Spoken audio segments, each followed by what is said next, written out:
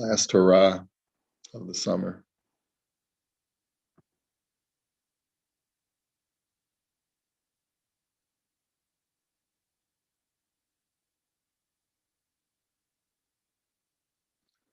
Okay, let's get started. So we said regarding the use of of your debtor's mashkon, you can either, with his permission, arrive at a negotiated price and use a person's mashkon and every week that goes by, you reduce a certain amount of the debt. That would be one way of doing it. Okay, umikol makom lo yaskirenu la'atzmo ela la'acherim nehachshad sheyachshaduhu sheyaskir la'atzmo b'zol. But we said lechatchila, if you're going to use the collateral, you should like a tool, like a shovel or a pickaxe. You should only rent it to others, and not rent it to yourself, because by renting it to yourself will cause suspicion that people will think that you're giving yourself a discount on the use of the pickaxe and you're not reducing the debt sufficiently. So that's what we learned about yesterday. But then in the Imrei Yaakov, he pointed out to us that as long as you negotiate an amount with the debtor and that he's happy with that amount, so then it's permitted. Okay, and then we're up to here. Avol mashkon acher eino rashai lahaskir lo laacher velo laatzmo shelo midas haba'alim. But if it's not a work tool like a pickaxe or a shovel, then you wouldn't be allowed to use it even by reducing the amount of the debt. And what does he mean by that? What does he mean by another kind of mashkon? So the Imrei Yaakov says another kind of mashkon means avol mashkon acher eno rashai pirish dvarim acherim sheinam k'momara v'kardam, other things that are not like a shovel or a pickaxe, upechasa meruba, meaning that they depreciate more rapidly in their use. The reason is because work tools are built to be sturdy and to be resilient, but there are other things that when you use them, they wear out more quickly. Eino rashai lahaskirim b'li reshus habalim. So in those situations, you would not be allowed to rent them out without permission of the owner. Maybe it's an animal, let's say. Because there you can't assume that the owner is happy for you to rent them out and thereby reduce the amount of the debt. So you have to get his permission before you do anything like that. Like he leaves you his donkey, or he leaves you another kind of farm animal. You can't assume that he'd be happy for you to rent this animal out and in so doing reduce the amount of the debt. You have to consult with him first. And I guess that would be true of any utility item that's not meant as a tool, right? The guy has a television or a computer, a laptop that he leaves with you as his collateral. I think it's fair to assume that he doesn't want it to be rented out to other people to use. He may have sensitive material on it. And it's also a laptop could be more easily broken than a pickaxe. So there's a certain logic behind this halacha. And he says, so going back to the Rav Shulchan Aruch, chafilu higia kvar zman hapiraon, even if the debt has matured, ela yelech v'yim karenu al pi beistin. And therefore, the only recourse you have instead of renting it out is once the time has elapsed of those 30 days, then you're allowed to sell it using based in supervision, like we learned about before.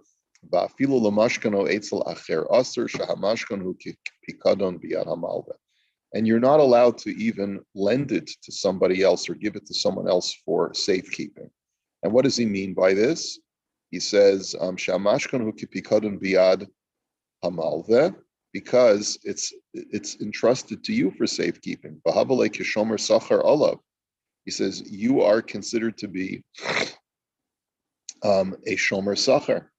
In other words, you as the malva are considered the guard over that mashkon, and therefore you don't have a right to let other people watch it.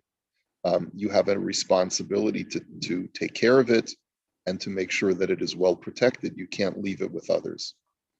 Okay.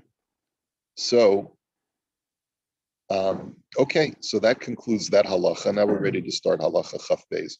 I mentioned yesterday, and I'll mention it again today, we're actually very close to finishing the sefer. Didn't realize we only have one more chapter after Siman Yud Beis. So we'll have to think about what we want to do after this. But it's in another few months.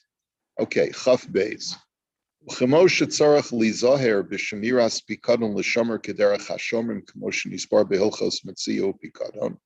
Just like you have to be very careful about protecting collateral that is given to you for safekeeping, like we learned about in Hilchos Mitzia Upikadon. We learned that all the way back in a previous chapter when we learned about the mitzvah of Hashavas Aveda and the care that has to be taken to protect an object that is entrusted to you. You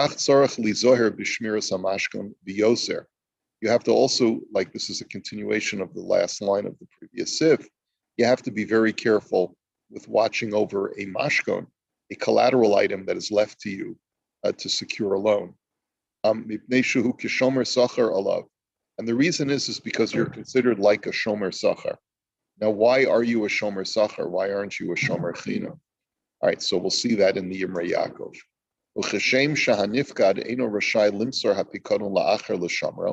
And just like when you receive something for safekeeping as a shomer, you don't have a right to give it over to someone else to watch it. As we explained previously, because a person might say to you, I trust you to watch it carefully. I don't trust the other guy. He's not as responsible as you.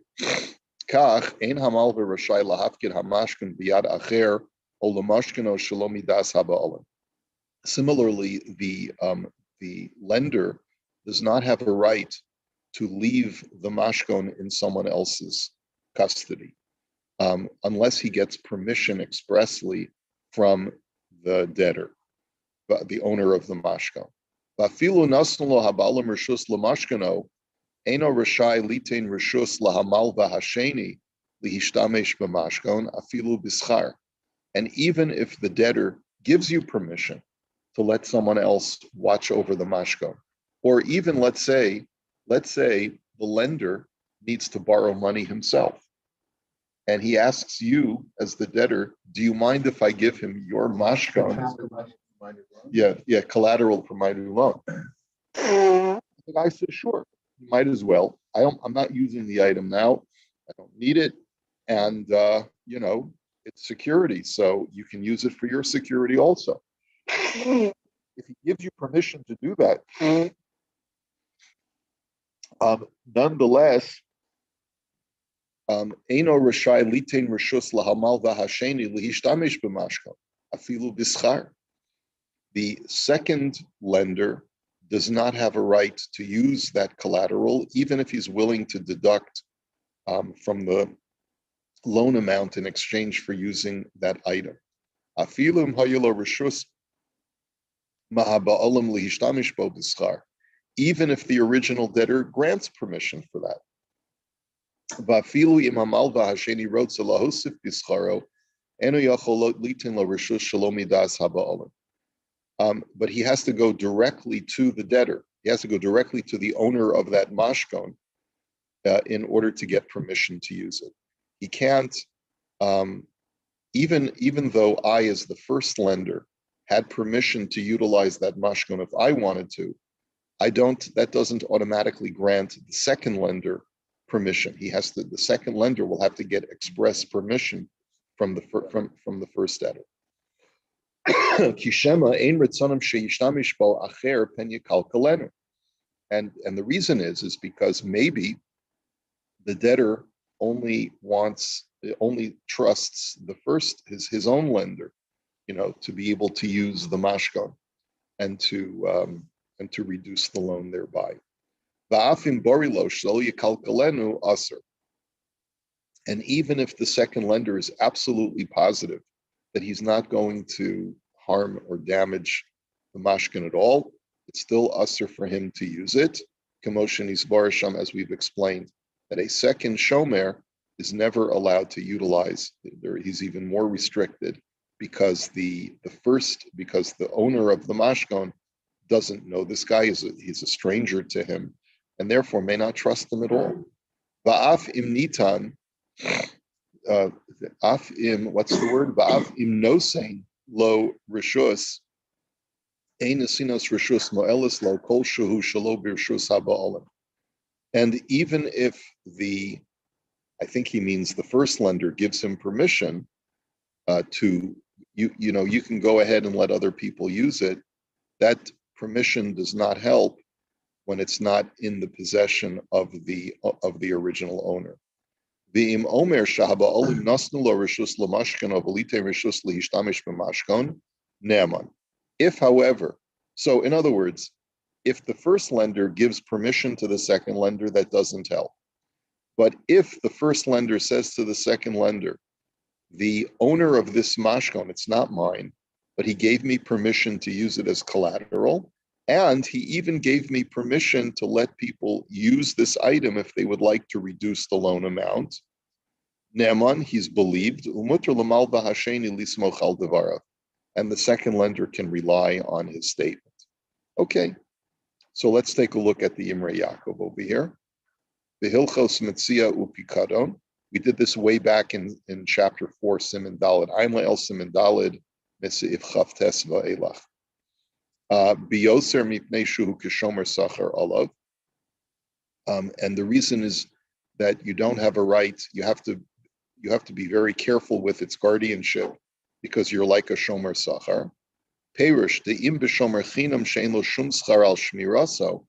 In other words, granted, like Moshe said, when I lend you money, you give me collateral. I'm not using your item. I'm not benefiting from it at all. I'm not getting paid to watch it for you. Nonetheless, but I still have an obligation to protect your item as a guardian would, as a guard would. The reason is because when the lova entrusts me with his mashkon, he also trusts that I'm going to watch it as if it's my own.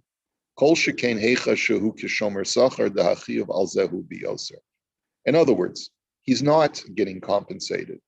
The malva, the lender, is not in any way getting compensated for watching this object. But what the halacha is stating is that he has an obligation to watch it as if he were getting paid, meaning he has a very high level of responsibility to make sure that nothing happens to it. He can't just say, well, I'm doing the guy a favor by lending him money, so I'll leave my doors unlocked and whatever happens, happens. No, you have to take this guardianship seriously as if it's your own property, and you have to watch it very, very carefully. Comfortable about this moment, like sense of security. He would have even more security if you never lent the money. I understand, but given the money's been lent, it's a benefit to him to hold on to it. It's hard for me to hear that because his net gain is zero. Right? Yeah. He's obligated. It's a mitzvah, so maybe he's not really osek b'mitzvah when he's watching it. It's a stretch. I'm trying to find. Mm-hmm. Well, we did say that when you're watching a lost item, you have an obligation of a shomer sachar because you are getting benefit in the sense that by watching someone else's lost object, you're putter from attending to a mishulach who comes to the door. So, yeah. So maybe such an argument, but Rav Stern doesn't make that argument over here. I don't know. Shehu kishomer sachar, he's like a shomer sachar. Ve'im hishtamesh im hamashkon shelo birshus abalim, and therefore, if you end up using the collateral without permission of the owner, avale kisholeach yad bepikadon, then it is as if you have taken something that was entrusted for you for safekeeping, and you have utilized it yourself. That's shlichus, what's called shlichus yad. you've put your hand on an item that you had no permission to put your hands on. And that changes your status of shomer. You would now become like a shoel, you become like a borrower, and therefore you're chayiv even in onsin. You're chayiv even if an act of God, your house burns down and the item is destroyed in it, you'd be chayiv for that as well. If the house gets struck by lightning and the whole thing burns, you'd still have to pay him for it, even though normally a shomer, even a shomer sachar, is patur from ones. You, because you used it on your own, would be chayiv in onsin. Commotion isbar sham, ayin sham simin dalet sif lamed. So that's all there. Rod salahosif bischaro eno yachal, and this is true, even if. What is this going on? Let's see. Kuf Zayin.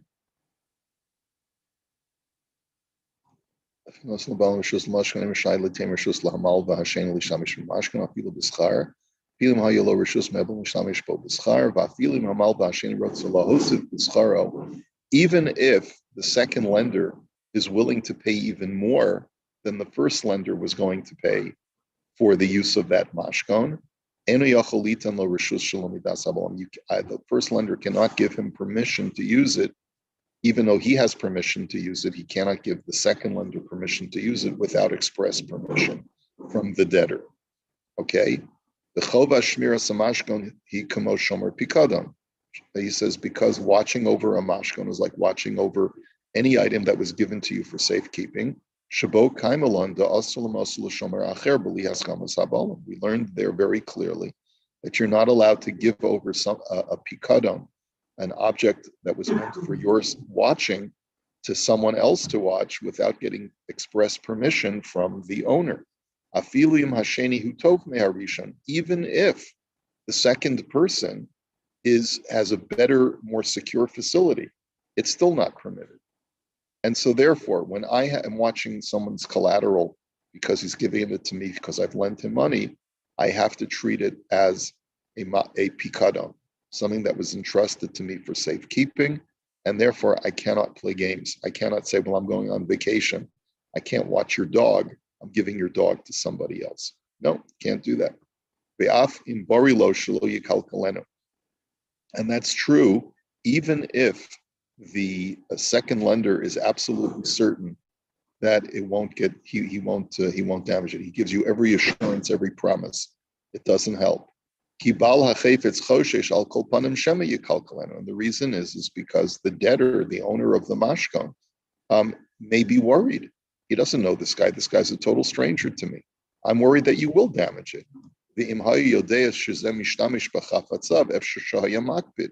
And if he would know that this second lender is using his mashkon, it would bother him. And it turns out that he's using something without permission of the owner, and that makes you into a gazlan. As we've explained up on top previously in Siman Yud Aleph. Okay. And let's see, there's no more commentary over here. So we'll do one more sieve. And I'll have to do the next PDF because we're up to page 20. No, we're up to page 20. I'll send out the next PDF. We won't have shir on Monday, I assume, because it's a statutory holiday. Okay, so we'll resume on Tuesday. V'chein uman shemeniach kli l'mashkon. And okay, so let's say you have an artisan. Shemeniach kli l'mashkon, that leaves over a utensil as a mashkon. Va'omer sheba'olav nasnu lo rishus l'mashkano, muter lahalvoso olav. So what are we talking about over here? An uman shemeniach lo mashkon.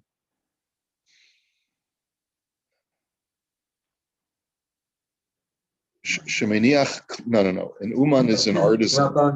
Shemeniach kli l'mashkon. Okay, I guess he's the borrower. So he's an artisan, he's a worker, he's a carpenter, let's say, and he has a tool, and he leaves his tool as a mashkon to borrow money. Va'omer sheba'olav nasnu lo reshus lamashkano. And he says, look, I need a loan. So he comes over to a guy and he says, I need a loan. The lender says, show me the collateral. And he says, well, here's an expensive drill, but it's not mine. It belongs to a friend of mine. But he gave me permission to give it out as a mashkon. Mutter lahalvoso olav. So you're allowed to lend him money based on that promise, right? The ein sarach lomar im omer shuhu shalo. And that's certainly true that you can lend him the money. And if he doesn't specify that it doesn't belong to him, but he says, here, you can use my drill, then that's fine. Okay? You don't have to start questioning him. Where'd you get the drill? Are you sure it's yours, et cetera, et cetera. Aval im omer shuhu shel balabayas shenastan lo l'sakno umemashkano shelo midato asula halvoso olav. But if he says, my friend gave me this drill to manufacture for him a specialty item, right? But here, I'm going to give it to you for you to look over it. You watch over it. It'll be a mashkon on the loan. So the lender can legitimately says to him, 1 second, this guy gave you this drill to do work for him. You're giving it to me now as a mashkon. The permission to let someone else use this, or to be entrusted in someone else's possession. So asur lahalvoso olav, and the guy says, no, we didn't talk about that. So then you're not even allowed to lend him money if you require collateral. You can't say, okay, well, I'll take it anyway. No, you have to understand that what he's doing is asur, and you would be an accomplice to the crime if you were to take it from him. Ve'im yalve yafsid ki habalabayis yotzio mimenu, and realize that it's a completely unsecured collateral, because once the owner of that drill discovers that the artisan, the carpenter, has given it over to you, he's going to rightfully come and say, give me that item. You have no right to have it in your possession. And so therefore your loan turns out to be an unsecured loan without collateral. What this is saying is you don't have to question the origin of the collateral, but if the person offers up that it's not mine. That's right. Yeah. Then you have to say, what do you mean it's not yours? If it's not yours, then on what basis do you have a right to give it to me? And not only what basis do you have a right to give it to me, but what's the point in my taking it? If it's collateral that doesn't belong to you, then the owner's going to just come and take it from me anyway. What's the point? You're not really giving me any security on the loan. And the same halacha is true if, let's say, a woman borrows money and the lender asks her for collateral, and she says, here, take my husband's golf clubs, right? Take my husband's golf clubs, please. Yeah. Right. And she doesn't ask the husband permission, right? So she's doing an aveira, but the lender will also be doing aveira by taking the golf clubs. And the same thing with true in the reverse. If a husband borrows money and he says, here, take my wife's tiara, right? There you go. Take my wife's tiara, her golden tiara that she got from her family, right?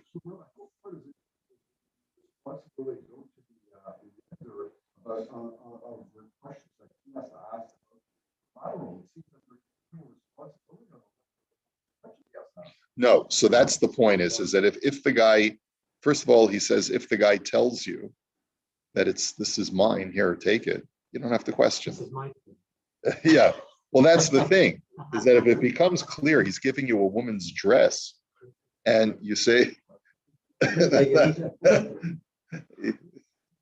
he says, here, what's an expensive dress? What's the famous designer dress. The Becker fashions. Thousands of dollars. Yeah. So he gives you a Becker original, and it's worth thousands of dollars, the dress.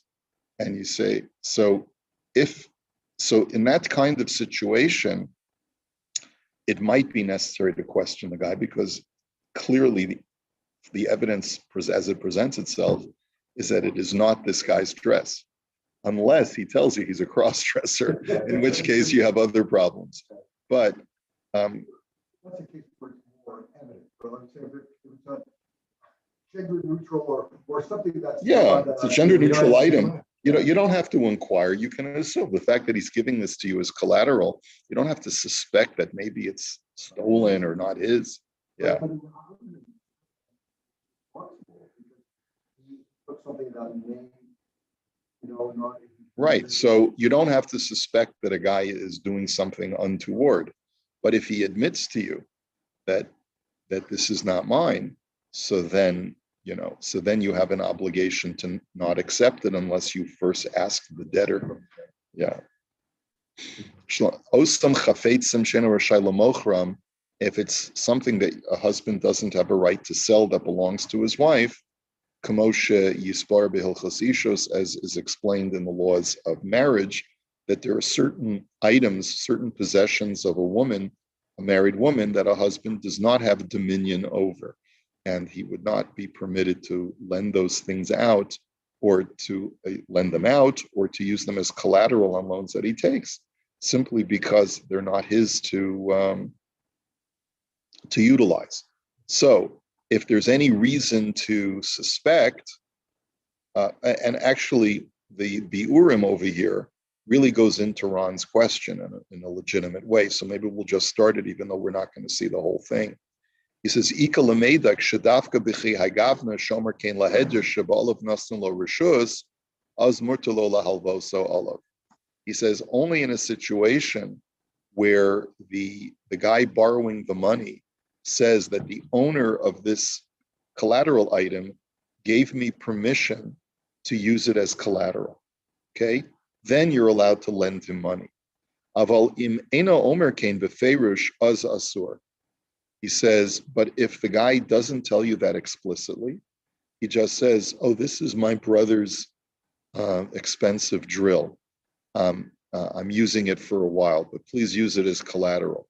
He says, then it's usher for you to lend him money based on that.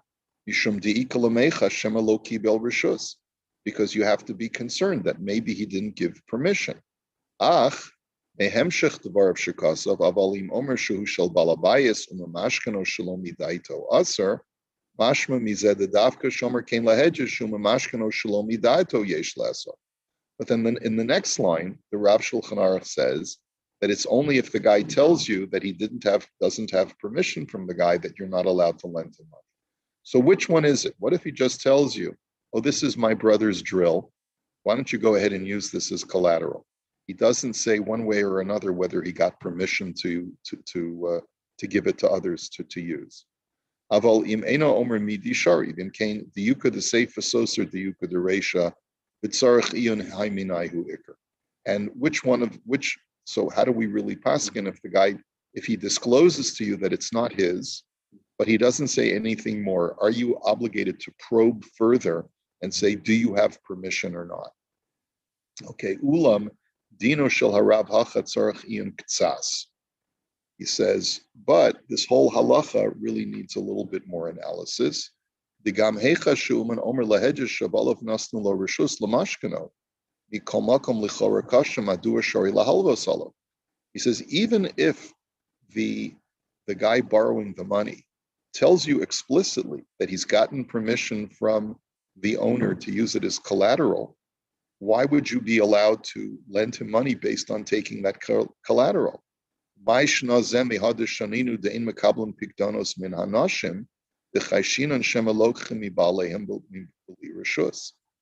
there a Gemara in Bava Basra that says that you're normally not allowed to accept any collateral from a woman because we're concerned that maybe she took it from her husband without asking permission? Behuva b'Rambam b'Shulchan Aruch. V'chein hevi harav din zeleel. This was brought by the Rav Shulchan Aruch in Siman Zion. Zeh pashut the din zeh shein mekabel mehem mari gam hecha she umeres beferish adavar shayach la. And this is true. This halach is true, even if she tells you that she got permission from her husband or that it's her item. You have to suspect if you smell something that's fishy, you have to inquire further, and you're not allowed to accept her collateral. What? Even if it's a tiara, because maybe it's the husband gave it to her as a gift. That's right. Okay. Anyway, we'll hold it here for today, and because it's a minor issue of how far do you have to probe when a guy tells you that it's not his. Okay. It seems like it's not only how far do you have to probe, because you're interested to probe. But as I said, if it turns out to be without permission, you don't have collateral. Correct. So it's your interest to probe. Yeah. Okay. Should we hold it here? All right.